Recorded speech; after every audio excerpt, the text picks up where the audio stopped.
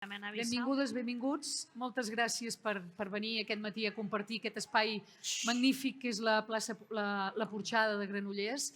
Pels que ja heu vingut al museu ja ho sabeu, però si no ho explico una mica, és la tercera jornada, avui és el tercer dia que fem aquest festival d'art i paraula que es diu Òpera Aperta.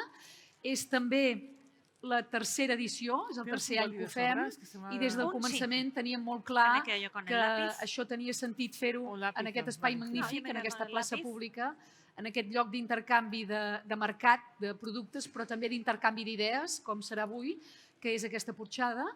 I només recordar-vos, pels que passeu i esteu convidats a seure-us i escoltar, també que partim de... Que ruïdo, no? Sí, veniu més endavant, que hi ha espai per tots. Partim d'una obra d'art del museu.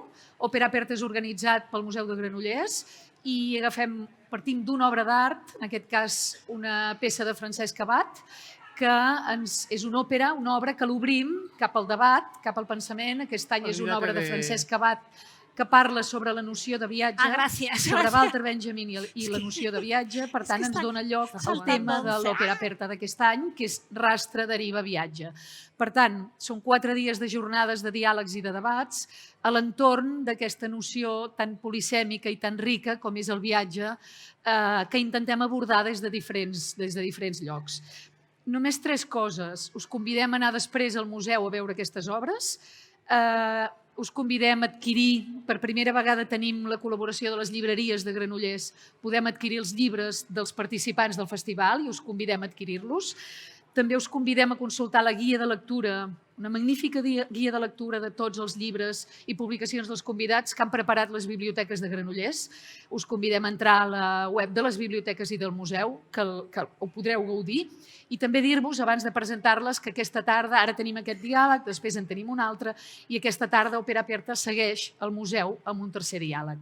I ara sí, presento a les dues convidades d'avui. Estem molt contentes que totes dues tenen una agenda molt plena, que hagin acceptat venir a Granollers. Són la Patrícia Almarcegui i la Tània Adam. La Patrícia, teniu aquí el programa tot explicat, però la Patrícia és una gran viatgera, una molt bona coneixedora de l'Àsia Central, de l'Orient Mitjà. És autora de diferents llibres de viatges. Us convido a compartir i a llegir aquesta lectura. No és el seu últim, crec que és el penúltim, que és una viajera per Àsia Central. La Patrícia, a més, també ha escrit llibres sobre teoria del viatge. Ella és professora de literatura comparada a diferents universitats i molt contenta perquè fins i tot per venir a Granollers ha hagut de viatjar. Per tant, és una persona indicadíssima per parlar sobre la noció de viatge. I la Tània Adam, és periodista, és crítica cultural, és activista cultural. Jo us convido a entrar i a consultar la seva plataforma digital Radio Àfrica Magazine i trobareu continguts excel·lents i extraordinaris per sacsejar-nos sobre les Àfriques d'avui i per invertir el joc de mirades des d'aquí cap a d'altres geografies i a la inversa. La Tània ha programat exposicions i cercles de debat per espais com el CCCB, com el MACBA, com la Virreina, i fa uns mesos que forma part del plenari del CONCA, del Consell de la Cultura i de les Arts. I res, els donem la paraula, parlaran sobre les odissees contemporànies entre la necessitat i el plaer i després fem torn obert de paraules. A ver, sí. ¿Se escucha? Hola, muchas gracias, Cristina. Vamos, empieza tú, Tania. Y vamos pasándonos la pelota, si quieres. Pues no sé por dónde empezar, un poco quizás por nuestra conversación de esta semana, que bueno, el tema es lo suficientemente amplio como para tener una conversación previa, para decir dónde nos paramos, ¿no? Y sobre todo también porque hay una cosa muy interesante entre Patricia y yo, es que son 2 concepciones del viaje desde lugares diferentes, ¿no? Digamos que mi práctica laboral o de mi trabajo se centra en los movimientos humanos frutos de las migraciones, es decir, aquel movimiento que no hay un punto de retorno, o si lo hay es muy complejo, porque cuando te mueves hay un proceso de decisión, de transformación vital. Y Patricia, su práctica es más del viaje desde otras perspectivas. Siempre vuelves, ¿no? Vuelves a tu punto de origen. Sí. Entonces, partiendo de esta base, hemos pensado que sería interesante ir contraponiendo de una manera cronológica, es decir, en el espacio y en el tiempo, pero más bien en el tiempo, no tanto en el espacio, aunque sí que tengo que decir que el espacio yo me pararé más entre lo que es África y Europa, que es los lugares más conocedores para mí, y Patricia irá más hacia Oriente. Pero aún así yo creo que podemos tener una visión muy global de estas dos posiciones, ¿no? Muy bien. Bien. Bueno, gracias, Tania. Le he pasado la pelota de que empezara ella sí. en esta conversación. Y bueno, buen día y muchas gracias y encantada de estar aquí, volver a Granollers, ¿no? Y bueno, sí, mi área de investigación, de conocimiento y sobre todo experiencia, ¿no? Es el viaje. Yo suelo hablar del viaje como una forma de la cultura, es decir, el ser humano desde siempre se ha representado, ha hablado de sí mismo, ¿no? A partir del concepto viaje, y gracias al viaje podemos ir avanzando en el estudio de lo que llaman hoy la historia de la conciencia o la historia de las mentalidades, ¿no? Y por eso a mí también me interesa mucho lo que el viaje esconde o lo que con el pretexto de estudiar el viaje podemos descubrir, pues, de las mentalidades y la conciencia. Por ejemplo, ¿cómo ha sido el concepto del miedo desde Ulises y Gilgamesh hasta las utopías contemporáneas viajeras y hasta el turismo de masas de hoy, ¿no? ¿En qué consiste el miedo? O, por ejemplo, cómo ha sido la historia del movimiento y de la curiosidad. Si algo ha movido el viaje es la curiosidad desde entonces hasta hoy. O cómo es, y aquí sí que está claro que Tania y yo tenemos la conversación, cómo es nuestra relación con los otros y las otras, con las alteridades, ¿no? Sí. Y cómo es nuestra experiencia y cómo cambia y nos hace pensar de otra manera a lo largo de la historia, pues en mi caso encontrarme con otras personas igual a mí, que son las mujeres, en el Islam, en los diversos viajes que he recorrido, ¿no? Y luego también pues aplicar no solo ese estudio que he hecho yo del viaje, sino aplicarlo también a mi experiencia viajera, ¿no? Yo a veces me defino como una viajera del XVIII, en el sentido de que en el siglo XVIII los viajeros enciclopédicos, las viajeras ilustradas, viajaban para conocer por sí mismas, por sus propios sentidos, en este caso muy del siglo XXI, con su propio cuerpo, ¿no? Conocer y ver si aquello que había leído coincidía con lo que estaba viendo, sintiendo y hablando, ¿no? Y esto es una característica del viajero. Una cosa es lo que nos cuentan, una cosa es lo que hemos leído y otra cosa es lo que la persona que viaja y cuando viaja siente a través de su cuerpo de mujer, ¿no? Sí. Y conoce gracias a su experiencia, ¿no? El estar hoy aquí con ustedes y ayer en Granollers a mí me va a generar, ya me ha generado una determinada experiencia, una experiencia muy física y también muy cognitiva, por la cual yo a partir de ahora voy a decir, hey, que yo estuve allí, sí. ¿no? Y entonces voy a relacionarme de otra manera y voy a sentir, bueno, una serie de cosas aquí que no les voy a decir cuáles son, pero que igual escribo, por cierto, de ello en un mes, porque yo he estado aquí y ese es el don del viajero. Yo estoy allí, lo vi con mis propios ojos, en este caso contemporáneo lo sentí a través de mi cuerpo de mujer y puedo hablar mejor, casi incluso, que un teórico, ¿no? Que hubiera teorizado desde casa sobre aquí. Yo creo que es importante por eso también llevar la idea del tiempo, ¿no? Porque esta experiencia de hoy en Granollers está condicionada por múltiples inputs que vienen de Internet, que vienen de también tus anteriores viajes. Pero claro, cuando nos situamos en el viaje en el siglo XVIII es otro lugar y también creo que es interesante en esta contraposición, si nos vamos al siglo XVIII, esas viajeras que iban a ver con sus propios ojos qué era lo que ocurría en el territorio, yo creo que está condicionado también por esas lecturas, o sea que las lecturas siempre condicionan la mirada. Muy bien.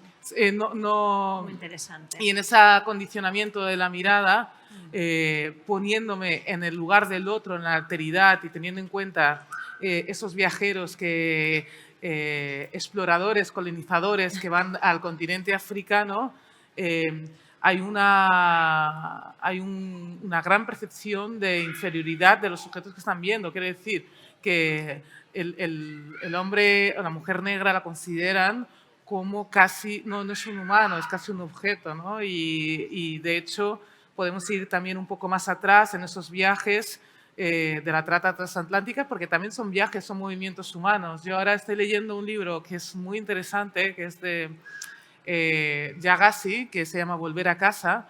Es un relato que ella pone, bueno, es una mujer que tiene 2 hijas con personas de diferentes tribus, una Sante y Fante, perdona, de Ghana. Entonces, la zona de Ghana es una zona en la cual había muchos secuestros, o sea, digamos que los colonizadores británicos aprovecharon los conflictos que había entre las tribus para promocionar el secuestro de unos y otros para llevar estas personas, secuestrarlas hacia las plantaciones y las minas de las Américas. Entonces es muy curioso cómo ella narra una historia en la cual hay una hija que se queda en Ghana y la otra que es secuestrada y va a América, ¿no? Entonces volver a casa es como al final luego el viaje de vuelta. ¿Y qué ocurre en todos esos procesos de viaje? ¿Qué es lo que se quedan? Esos legados culturales, esos legados históricos, también es muy interesante y también lo podemos comentar. Pero volviendo a la idea del viaje en el siglo XVIII, creo que hay una cierta romantización cuando hay después un proceso paralelo, que es un proceso de exploración, que es un proceso de la antropología también, que está operando bajo una mirada muy inquisidora respecto a lo que es yo lo que conozco respecto al cuerpo negro, y que a mí me gustaría también cuestionarla, ¿no? Cuestionar este viaje, porque este viaje ha tenido unas consecuencias nefastas a lo largo de la historia y sigue teniéndolas en el presente, ¿no? Sí, el viaje en el 18, en el 19 y en el 20, ¿no? Sí. A ver, las personas que viajan, las personas que tienen derecho y posibilidades de movilidad, porque el viaje es movilidad, es un tanto por ciento escasísimo de todas las poblaciones, ¿no? Entonces, bueno, por ejemplo, leí hace poquísimo, con motivo de la pandemia, ¿no?, que el 80% de los ejecutivos franceses, ¿vale?, viajan mucho más que un 50% de los obreros. Y no solo viajan, es decir, un 30% de viaje más que frente a los obreros a los cuales dirigen las empresas, sino que además van a sitios diferentes a los que van ellos. Es decir, el concepto de movilidad y el concepto de viaje es un concepto que todavía hoy no puede desarrollar todo el tanto por cien de la población humana. Por lo tanto, viajar, y hablo de viajar, sí, hablo de esa condición de decisión de salir, de decisión voluntaria de salirse, de salir de un lugar, ¿no? No de una diáspora, no de una migración, ¿no? O sea, yo me voy. Entonces, en ese viaje, esa actitud y posibilidad pertenece a un tanto por ciento muy pequeño todavía de la humanidad. Y en el caso de las mujeres todavía se rebaja más ese tanto por ciento, ¿no? Entonces, esa idea, por supuesto, de un viaje imperialista, un viaje colonialista, un viaje patriarcalizado, ¿no?, pero sobre todo colonialista, es una idea que, como sabes, atraviesa el viaje sobre todo desde el siglo XIII hasta hoy en día, ¿no? Sí, la conquista, o sea, ¿no? Sí, es la conquista. La conquista del territorio, la colonización, la la conquista del otro, ¿no? Es la conquista del otro, y la conquista del otro además se da, por supuesto, que el otro es inferior, es subalterno al que mira y al que cuenta, ¿no? Sí. Se da, por supuesto. También en ese discurso se pueden leer otras cosas, como es muchas veces la carencia que una persona está proyectando sobre su propia cultura cuando lee a los otros y a las otras. Y les voy a poner un ejemplo, ¿no? Es decir, interpretar eso, como diría Said, ¿no?, como una crítica a la propia cultura europea. Lady Montagu, viajera interesantísima, siglo XVIII, aristócrata absoluta, ¿no? Bueno, pues viaja a Turquía y resulta que gracias a su encuentro con las mujeres turcas, Y gracias al velo que llevan, a cómo tratan a los hombres, a cómo tratan a las mujeres, ella lo recoge en unas cartas y en esas cartas se las envía a sus amigas en Londres y en esas cartas les va hablando de la condición de la mujer y además absolutamente feminista en la Inglaterra del momento gracias a lo que ve y cómo son las turcas, ¿no? Y entonces dice, ahí va si tuviéramos estas condiciones en Londres, ahí va, qué puñeta que nosotras y las turcas nos tenemos que casar por obligación, ¿no? En fin, y Lady Montagu va conociéndose a sí misma y construyendo su identidad en función del espejo, ¿no? Del espejo, efectivamente, gracias, de las mujeres turcas, ¿no? Sí. Y eso es el viaje.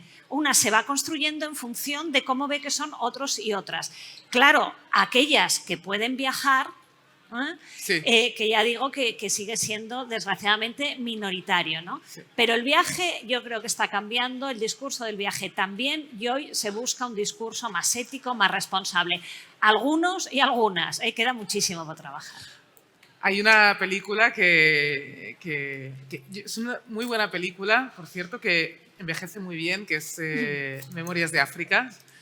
Y esta película yo creo que narra muy bien la idea de este viaje, cómo se va transformando el viaje y sobre todo esta persona, el colonizador civil, ¿no? Que encarna la figura de la... ¿Cómo se llamaba la Karen Blix, Isaac Dinesen. Karen es la escritora. Sí, No me Karen acuerdo. Blixen, que es también Isaac Dinesen. Bueno, ¿cómo? Meryl Streep. Bueno, Meryl Streep es la actriz, pero no es el personaje. Sí, sí.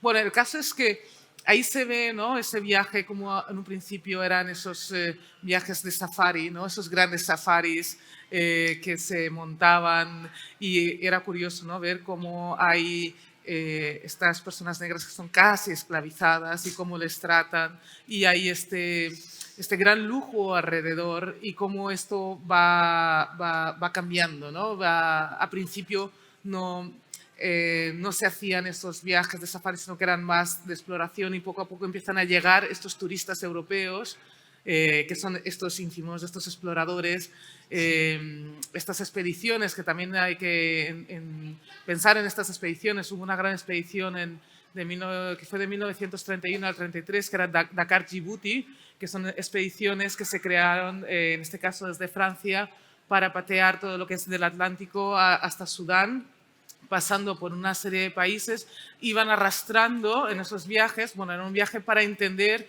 a nivel, bueno, había antropólogos, había etnólogos, también musicólogos, para entender un poco qué era lo que había en esos territorios, pero también arrancaron con obras de arte que ahora han acabado en museos franceses, sobre todo, para entender esas sociedades. Entonces, dentro de ese entender de esos viajes, creo que es importante ver estas lecturas del otro a través de los objetos sin contar con el otro, ¿no? Sí. O sea, que al final es como la observación desde mi punto de vista, este espejo, ¿no? Que es muy...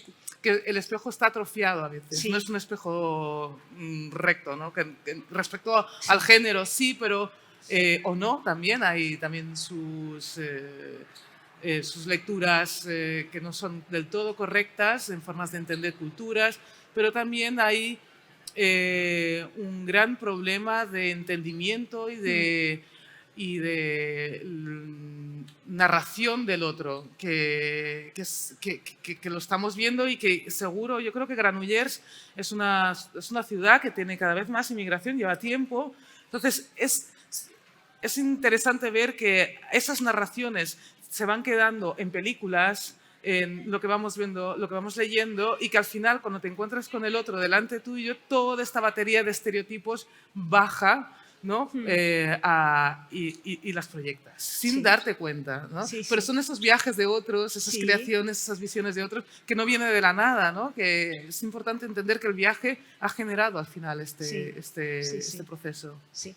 Ese proceso y esa mirada, ¿no? Porque viajar es, por supuesto, una intención, pero es, como decíamos, transformar algo, la mirada, ¿no? Y ya que estamos en 2022 y hemos pasado estos 2 años más tremendos, ¿no? Pues claro, el viaje, como hablábamos esta semana, ha cambiado, ¿no? O sea, El viaje ha cambiado y la relación con el espacio y por lo tanto con el tiempo, ¿no? Es una relación que ha cambiado, ¿no? Hay un estudio que se llama la proxemia. La proxemia es el estudio de la relación con el espacio, ¿no? Y entonces hoy para el viajero y para los seres humanos nos hemos dado cuenta a través de la COVID, desgraciadamente, que importa más lo que tenemos más cerca, ¿no? Antes importaba más lo que estaba más lejano, importaba más y nos atraía más, ¿no? Pero ahora la pandemia también ha hecho mirar bueno, lo que tenemos al lado porque no ha habido más remedio, ¿no? Sí. Entonces estamos en un momento que importa más lo que está más cerca, ¿no? Y entonces, si tenemos ojos viajeros, ¿no? Que si trazáramos una historia de la mirada, pues los ojos viajeros ahora mismo son los ojos, o hace 5 años eran los ojos que miraban con mucha atención y hoy son ojos, creo, que miran con asombro y perplejidad, desgraciadamente, a partir de la pandemia, ¿no? Sí. Pues podemos mirar y volver la mirada hacia lo que tenemos al lado, ¿no? Con esos ojos asombrados. Es decir, puede ser que lo que veo yo a 5 kilómetros de mi casa no lo pueda volver a ver nunca más, que eso es el viaje. El viaje es sentir la percepción de que igual no vuelves a estar allí nunca más, que lo vas a ver, como diría Annemarie Schwarzenbach, por última vez en la vida, ¿no? Que es el fin, ¿no? Entonces, bueno, esa vuelta hacia lo más cercano, con esos ojos perplejos de verlo como si fuera por primera vez y quizás por única vez, ¿no? Es algo que yo creo que puede ir generando y está generando, yo creo que otras relaciones con el espacio, ¿sabes? Y que obliga a reimaginar, pues, el viaje, por supuesto el turismo y por supuesto la proximidad y la movilidad, ¿no? Yo creo que estamos en un momento de reimaginarlo otra vez. Es interesante esto que dices de esta imagen de mirar a algo y no saber si es la última vez que lo vas a ver. Yo me pongo en la piel de millones de personas que abandonan, ¿no?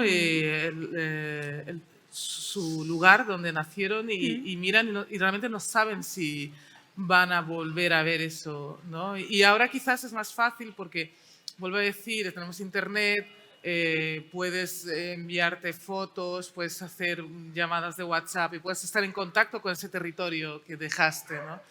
E incluso también, aunque no lo veas físicamente, puedes recurrir a una foto y apreciarlo, esa estética, esa belleza que te gustaba o incluso la foto que has hecho. Que eso es otra cosa, pero hay una posibilidad de acercamiento, ¿no? Pero antes no era fácil, no había eso. O sea, una vez que te despegabas de un territorio, te despegabas de verdad, ¿no? Es interesante ver cómo hay los movimientos humanos, se hacen ese seguimiento y las grandes migraciones, porque también ha habido a lo largo del tiempo grandes migraciones.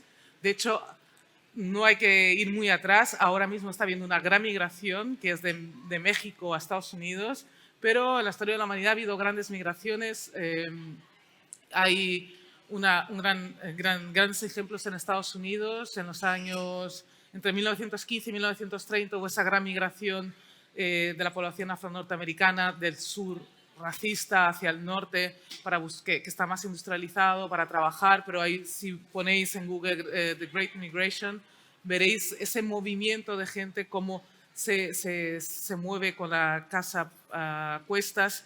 Hay ejemplos, evidentemente aquí, si miramos todo lo que es el sevillano, ¿no? Este tren que venía desde el sur hacia el norte, también es ese proceso de movimiento, esas creaciones de diáspora, de ir a buscar una mejor vida y de esa imagen, ¿no? Que no sabes si vas a volver a ver, y si vas a volver a ver esa persona, ¿no? Ese lugar, esa persona, ¿no? Y el desgarro que eso puede llegar a suponer interno de separarte.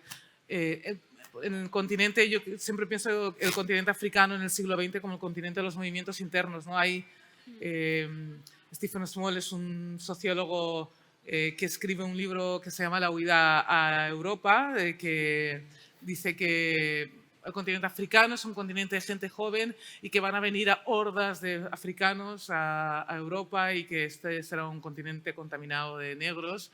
O sea, es muy, muy, muy bestia su interpretación, pero claro, aparte que su forma de concebir y su episteme es absolutamente racista desde mi punto de vista.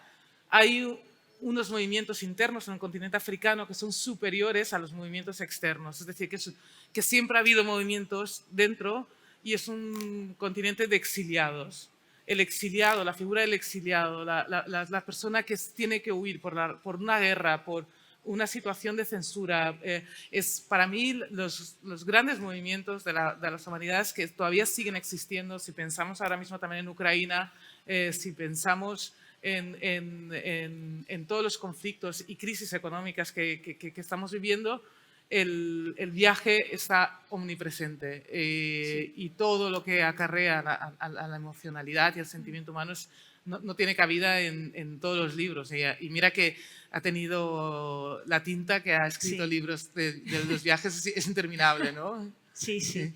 Sí, porque, bueno, el viaje desde los primeros viajeros, yo claro aludo sobre todo a viajeros que han puesto por escrito los viajes, ¿no? Pues yo creo que el primer viajero tiene que ver con la primera escritura y sería el poema de las tablillas mesopotámicas, ¿no? Estoy hablando de Gilgamesh, el primer viajero, ¿no? Y luego posteriormente, y bien posteriormente, 2000 siglos después, hablamos de Ulises, ¿no? Entonces, Gilgamesh y Ulises son dos viajeros, ¿no?, que son diferentes a los viajeros posteriores. Y son diferentes porque el viaje en época tan antigua, ¿no?, estos dos viajeros están prácticamente obligados a partir, a salir, ¿no? Tienen que salir. Es decir, no han voluntariamente decidido que van a salir, como va a ocurrir a partir de, muy poco después ya, ¿no? Sobre todo a partir de la Alta Edad Media, el viajero ya sale porque tiene unos objetivos y sale, y además no solo sale, sino que sabe que va a volver, ¿no? En el caso de Ulises y Gilgamesh, en ese gran viaje antiguo, parten, ¿no?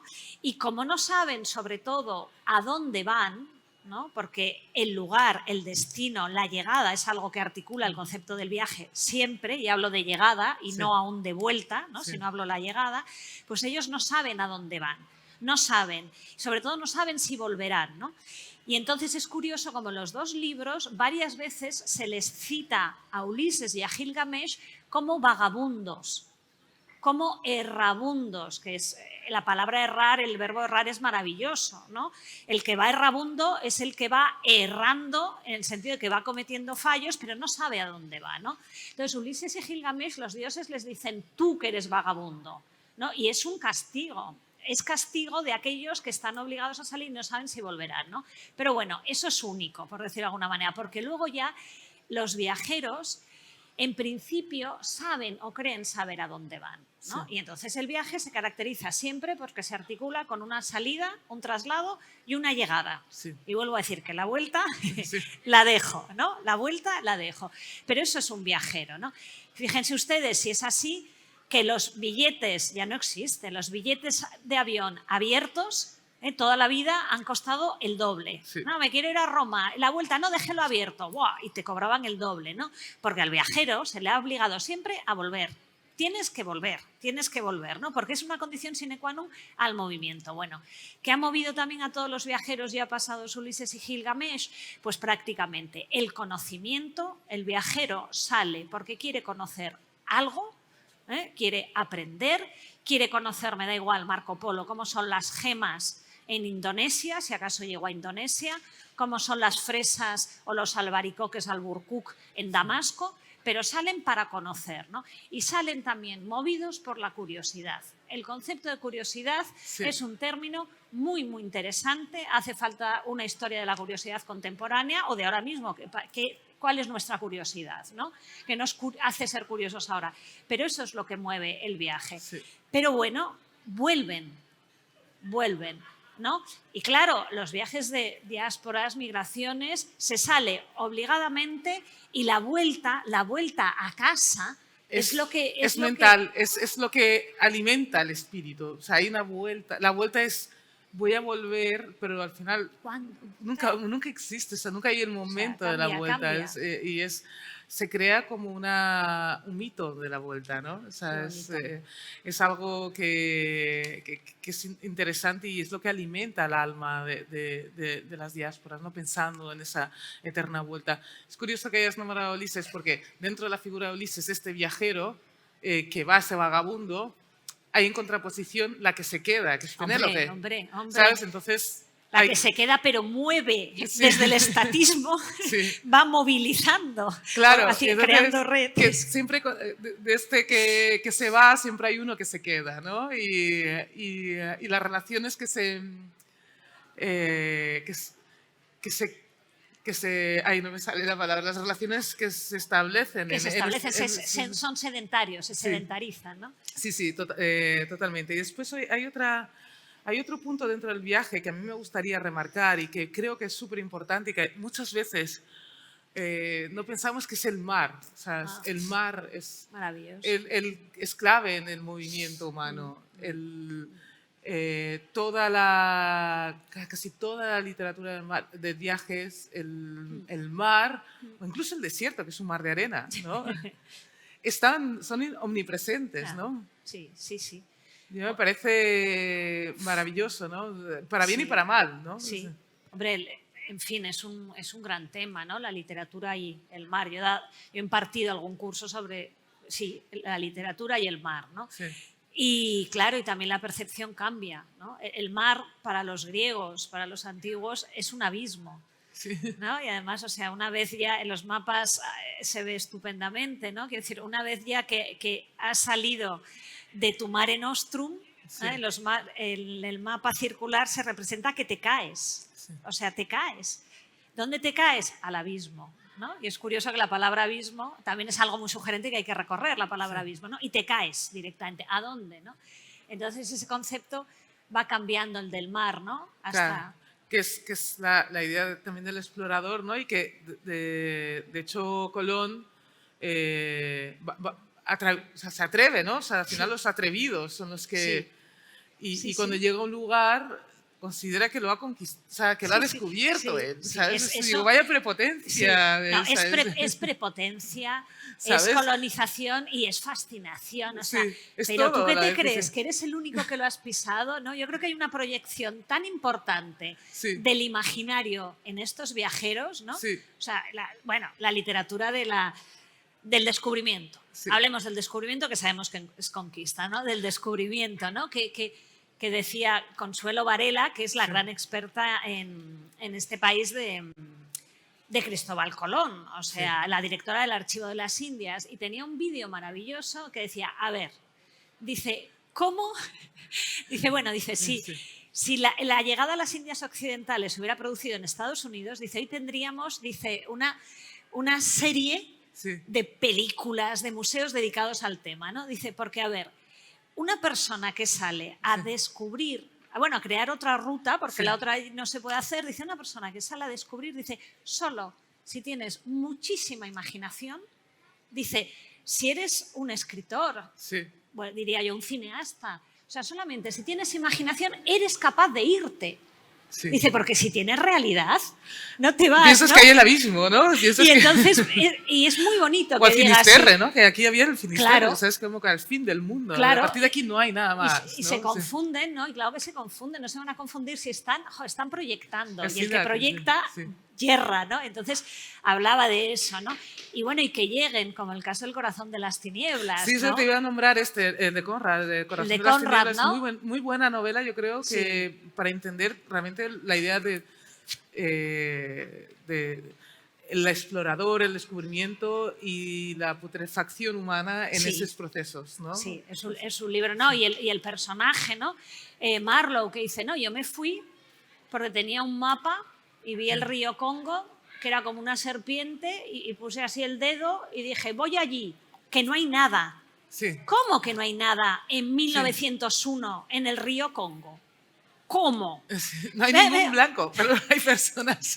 Y entonces, por eso te digo que es fascinación imaginaria. Le voy. Y luego llegan y dicen, soy el primero. Pero, tío, o sea, es una ignorancia, pero una ignorancia común, bueno, en fin, que es también, pero esa idea del mapa en blanco que tú señalas y ves una serpiente y vas a buscar la serpiente es también, bueno, también fascinante, ¿no? Sí, la idea del mapa en blanco es interesante, muy interesante, porque al final es como el trazo, ¿no?, de la geografía y la idea del... Bueno, de hecho, aquí hubo la Lourdes, ¿no?, Vesolino hizo la de mapa en blanco, ¿no? Era una exposición y era precisamente esta idea de que nosotros descubrimos y todo lo que existe allí no tiene ningún tipo de importancia, y mirando el nuevo continente africano, todas las interacciones que había, sobre todo en la parte índica, con Asia, con Madagascar, con Oriente Medio, con Arabia,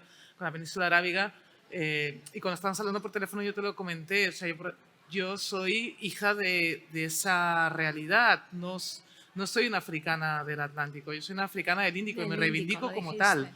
¿Y eso qué significa? Significa que en las costas del África del Índico hay, primero, mucha población con mucha mezcla. Hay una cultura árabe que es milenaria, hay una cultura, de hecho, es palpable en las lenguas, ¿no? El swahili yo creo que es un gran ejemplo, que después se nacionaliza el swahili como lengua oficial, pero no lo era. Y es palpable en las músicas, la música al tarab, las grandes cantantes populares, la voz, la importancia de la voz en toda la costa índica. Pero no solo eso, en los nombres, en la comida, en la vestimenta, todo esto es palpable. Entonces, que viene alguien, vienen los portugueses, se plantan en la isla de Mozambique y dicen, yo he descubierto esto, y dicen, bueno, entonces antes todo lo que había no existía, ¿no? Es algo que sí que es increíble, pero también es muy admirable que haya funcionado ese relato. Es muy admirable. Yo me parece que la fuerza del relato, la fuerza de la narrativa que ha tenido Occidente, y que yo creo que eso se ha estudiado mucho, a la hora de crearse esta posición de superioridad respecto al mundo, porque ha sido también el atrevido, el que ha tenido esas ansias de ir y viajar y conocer, también creo que se tiene que valorar. Yo lo hago negativo, evidentemente, pero se tiene que valorar. Sí, Si no... sí. No sé, bueno, es por otro lado lo que hemos conocido, quiero decir que son los textos que nos han llegado, que tú sabes la dificultad para encontrar otros textos, bueno, que por supuesto, escribí hace poco un artículo que decir antropólogos, como dice Donna Haraway, ¿no? Oye, y los antropólogos africanos, que yo quiero leer eso. Bueno, en fin, que es el discurso dominante y es el discurso, desgraciadamente, que nos ha llegado con cuentagotas. Y ha tardado en llegar, ¿no? Y ha tardado en verse, por ejemplo, los libros de los viajeros como una manera, ¿no?, que se podía acceder a cierto conocimiento del mundo. Ha tardado, ¿no?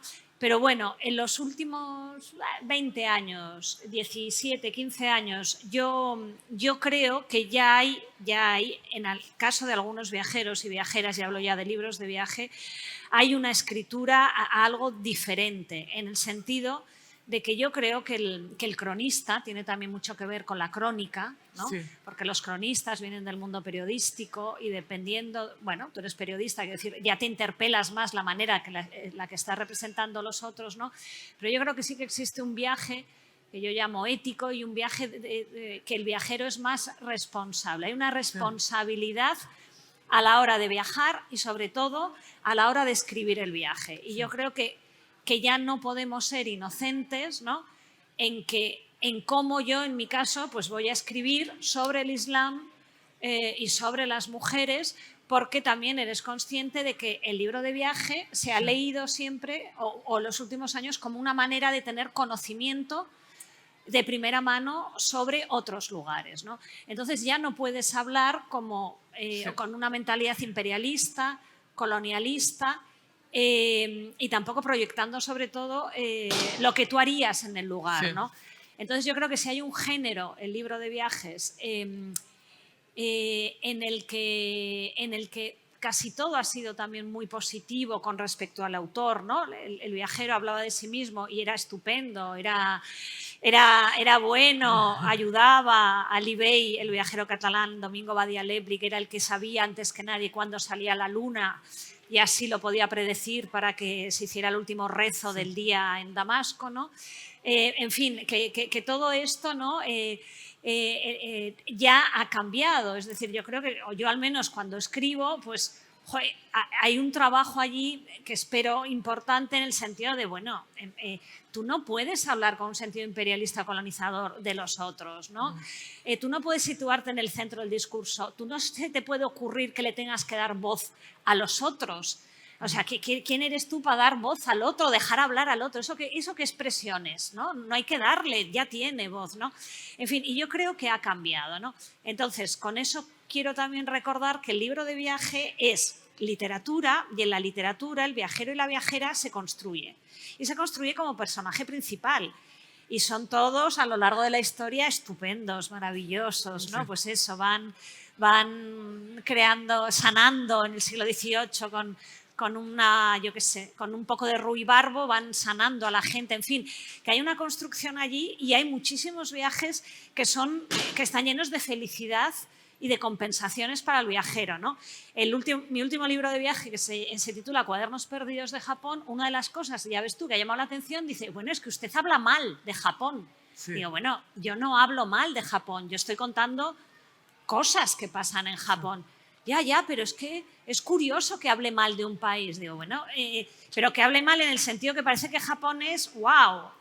Japón para nosotros es la modernidad, la occidentalización y lo que queremos, lo que quiere ser un adolescente es poder ser como en Japón, no como en Nueva York, no como en Japón, ¿no? Y Japón está lleno de desigualdades, de otras, de subalternos, de migraciones, y entonces hablo de eso y dicen, oiga, bueno, que es una de las cosas que más ha sorprendido, que hablo mal de Japón, bueno, en fin, ¿no? Sí, esta idea del viajero y el romanticismo, ¿no? Del viaje. El romanticismo del viaje. Pero hay una cosa que has apuntado, que es la idea de la escritura, que es interesante, sí, en contraposición a la oralidad. O sea, sí, es decir, todos estos son otros y otras de esos territorios, la forma que impera en sus relaciones es la oralidad y por lo tanto la transposición de sus formas culturales no revierte en el documento, sino que es el cuerpo humano quien lo absorbe. Entonces, eso creo que ha jugado en contra de la preservación y también de las voces en los relatos y las narrativas que existen. Yo, por ejemplo, ahora estoy escribiendo un libro sobre las músicas populares africanas, ¿no? Entonces, una de las preguntas que me hago al principio es ¿por qué hay apenas muy poca gente africana que escribe sobre las músicas populares africanas? Es una pregunta recurrente porque casi toda la literatura que hay es de etnomusicólogos, no musicólogos, al loro, observando los instrumentos, las voces, la musicalidad africana y muchos de estos datos de terreno ni tan solo eran musicólogos que nos cogían porque recopilaban los datos incluso los civiles y después esos datos llegaban a Europa o esos instrumentos y había una interpretación desde la distancia porque no había una posibilidad tan fácil del viaje. O sea, el viaje realmente era muy complicado antes. Entonces, al final lo que tenemos es una narración de las músicas africanas hechas por observadores externos bajo sus estereotipos y bajo su interpretación del mundo, de la alteridad. Se atreve a decir lo que es el ritmo africano, se atreve a decir o a llamar un estilo u otro y claro, cuando empiezas a estudiar en los pormenores de todo esto dices, ostras, ¿cómo sería la historia de las músicas populares africanas si la hubieran narrado los propios africanos, si hubieran escrito crónicas de los músicos, si hubieran hecho o si hubieran, bueno, sería otra historia totalmente diferente, ¿no? Al actual. Por lo tanto, la oralidad yo creo que es muy rica, pero ha jugado en contraposición esos grandes imaginarios que tú lo sabes muy bien, que hay una persona clave que empieza a transformar todas esas visiones, que es Edward Said, y tú lo has estudiado y ha sido muy importante Edward Said. Después hubo Valentín Mudimbe en continente africano, pero retomando un poco la posición de Said a la hora de reinterpretar un poco en este caso el Oriente, ¿no? Sí. Sí, claro, es que estamos en ese trabajo, ¿no? En todo aquello, utilizando palabras de los filósofos franceses, que no se ha representado y que necesita ser visibilizado y representado, ¿no? O sea, cuando se habla de una representación, yo qué sé, pues el propio viaje, ¿no? El viaje sería una representación cultural, ¿vale? Cuando estamos hablando del viaje, decía Foucault, todo lo demás queda fuera, ¿no? O sea, que cada representación supone elegir una cosa y dejar fuera, eso es el concepto de representación, y entonces estamos en ello. Y es muy lento y es complicado, pero se irá hablando de muchas otras cosas, ¿no? Pero bueno, los libros... Ah, ok, sí. No, yo quiero decir una cosa más antes de entrar Sí. Que es algo que es cogiendo si la montaña no va a Mahoma, ¿cómo es? Nunca me lo... Mahoma va a la montaña. Mahoma va a la montaña. Pues es la idea de los zoos humanos. ¿De los? Zoos humanos. Porque al final los zoos humanos que se crean aquí en Europa precisamente es porque la población europea no puede viajar para ir a ver todo aquello que existe en ese otro mundo desconocido. Y no solo la población civil, que la población civil yo creo que entra después con la creación de los freak shows y el zoológico humano, sino también para científicos, ¿no? Empiezan a estudiar el cuerpo, la otredad, desde raptando gente desde de estos otros lugares y trayéndolos aquí. De hecho, aquí en Barcelona había creo que había un zoo humano en el Tibidabo, creo que en el año 1920, o sea, no muy lejos, o sea, que no estamos hablando del siglo XIX, estamos hablando del siglo XX. Y por lo tanto, ¿eso qué significaba? El zoológico en sí, en el fondo, es ese concepto de viaje, de traer lo que no puedes ver, ¿no? Sí. O sea, y realmente si pones a pensarlo en profundidad, ves lo perverso que puede llegar a ser, ¿no? Este proceso de representación. Sí. Bueno, nos toca a nosotras, y que si quieren ustedes hacer cualquier pregunta, comentario, pues aquí estamos. Es decir, les pasamos la palabra.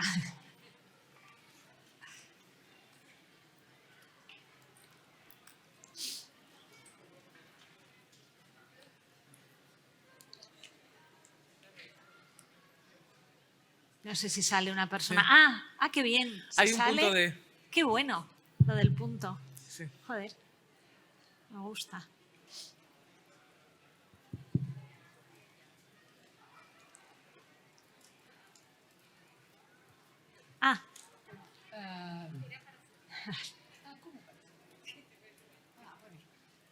No, yo quería compartir, bueno, una pregunta, lanzaros una idea que ayer también ya compartí con Albert Sánchez Piñol y con David Guzmán.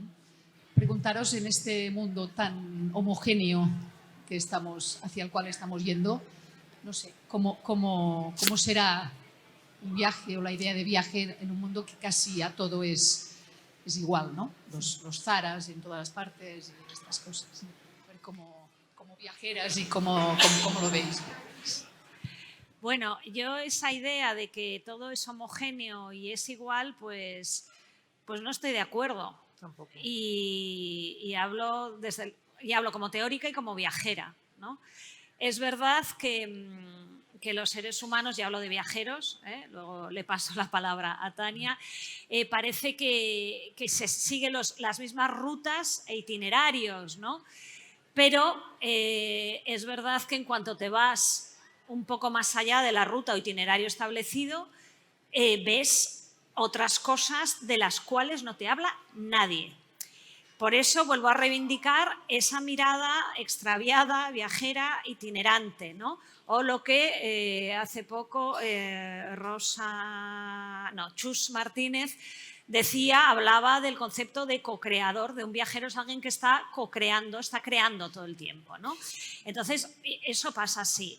Por ejemplo, bueno, yo el paseo que me di ayer, aquí, siguiendo, a ver si lo digo bien, yo buscaba la fábrica Roca Humbert, entonces crucé, vi el Congost y fui tirando por el otro lado del Congost. Entonces, bueno, lo que yo vi allí ya y esa entrada que hice hasta, bueno, eso es, ojo con ese viajecillo, vale.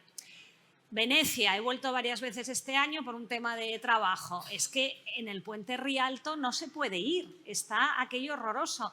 Pero vas 2 calles más allá, la iglesia, ya me saldrá, de San Giovanni en San Paolo, y te tomas allí un aperitivo con los 4 venecianos que viven allí y que además no es high class y tal. En fin, que en cuanto sales de lo establecido y con ojos viajeros, hay ya una deshomogenización.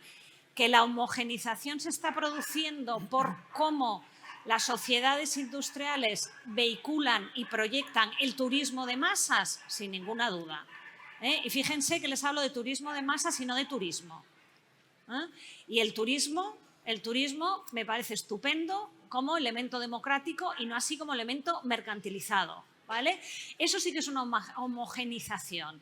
Y esa homogenización yo aventuro que como muchos no han ganado en los últimos 2 años lo que han ganado, yo vivo en Menorca y estoy viendo lo que está ocurriendo en las Baleares, yo aventuro que el turismo se va a producir, o sea, una proyección espectacular en los próximos 2 años, que vamos a tocar techo y que entonces se va a empezar ya, por fin, como los sumideros, las playas, está ahora mismo así Mallorca, ya están ahí las aguas fecales y tal, bueno, pues habrá que poner coto.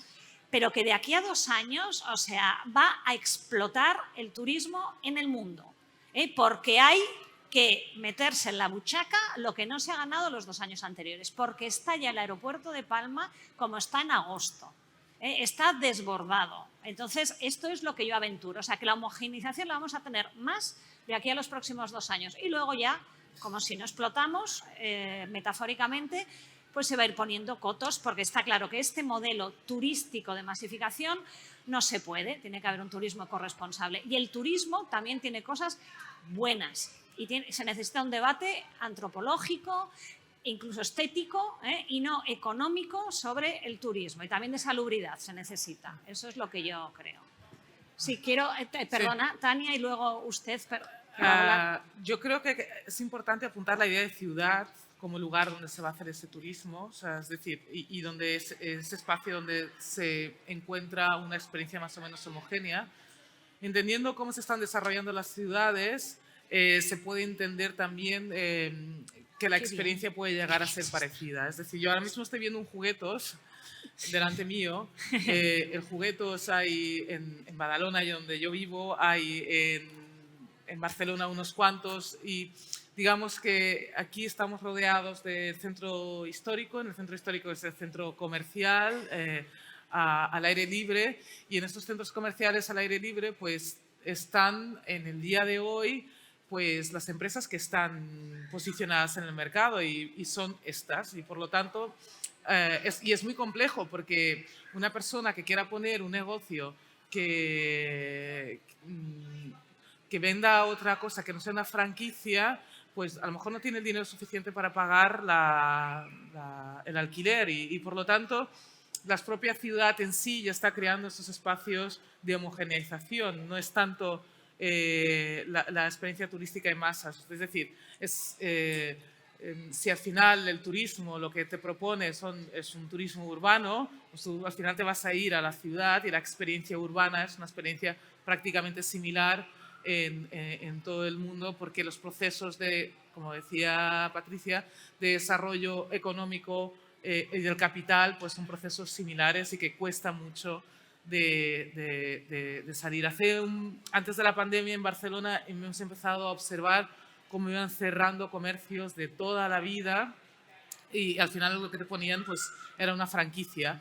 y eso es un gran empobrecimiento, pero claro, esas franquicias te dan esa sensación de da igual a donde vayas, que parece que estás tomándote la misma hamburguesa, te estás tomando el mismo vaso de Coca-Cola, estás tomándote lo mismo de siempre. Pero hay espacios alternativos, hay gente que le gusta reproducir y sentirse.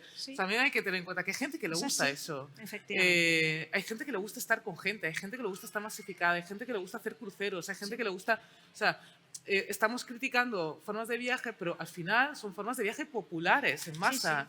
Y aquí yo creo que tenemos que hacer realmente un pensamiento de... claro, quien pueda acceder a eso es que no puede acceder a otras formas de viaje más exclusivas porque es que su bolsillo no le llega y eso es una forma económica de poder acceder a aquello. O sea, es una forma de... aspiracional. Es una forma aspiracional. El viaje de masa es una forma aspiracional a otro tipo de viajes, esos viajes que, claro, no se puede permitir, poca gente se puede permitir el lujo de ir a un hotel de 5 estrellas. Pues, el PAC es un hotel de 3 estrellas con desayuno incluido y con tu ruta establecida. Que eso es un cáncer para nuestra sociedad, sí, pero el cáncer no es el turismo, el cáncer está en otro lugar. Claro. Yo creo. En cómo conceptualizamos las formas de trabajo, cuáles son las formas de evasión que tenemos de esas horas laborales y que en ese mes de vacaciones que nos dan, qué opciones tenemos realmente para evadirnos más allá de las posibilidades que tenemos. No sé, es muy complejo, yo creo. Mucho.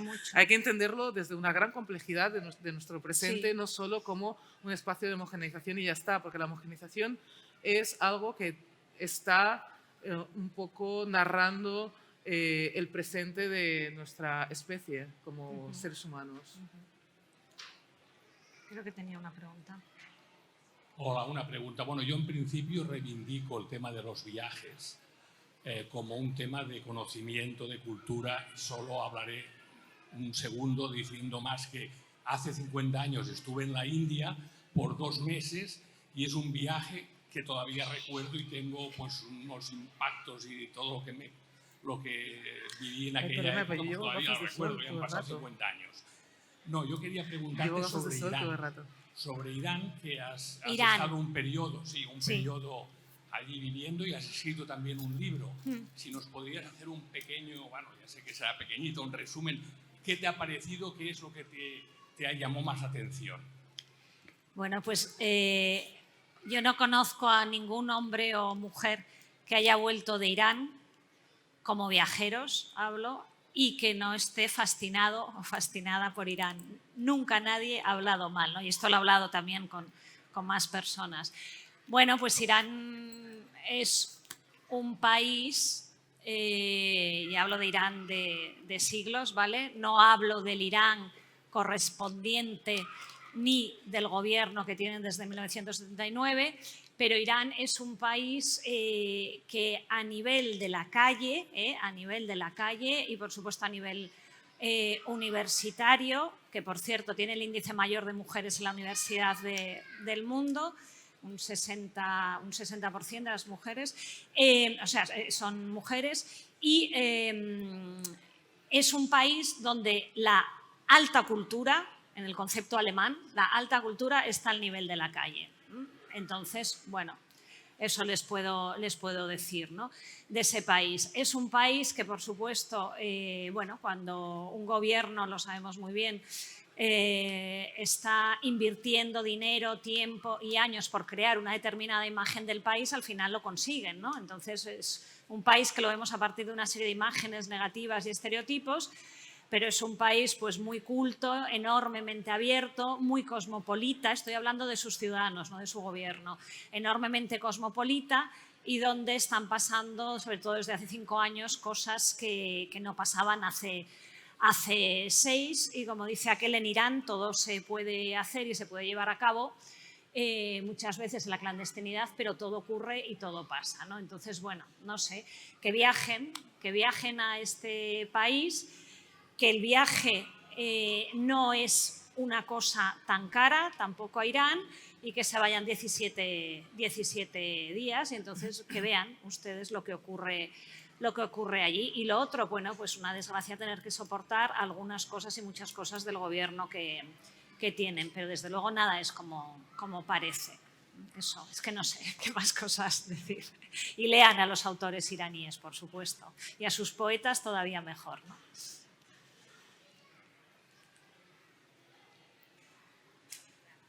Sí, bueno, pues dicen que gracias y que terminemos. Sí. Y nada, pues muchísimas gracias a todos y a todas por aquí. Y, Gracias. por Llevaba esta- las gafas de sol y ni me he enterado que son las gafas de sol.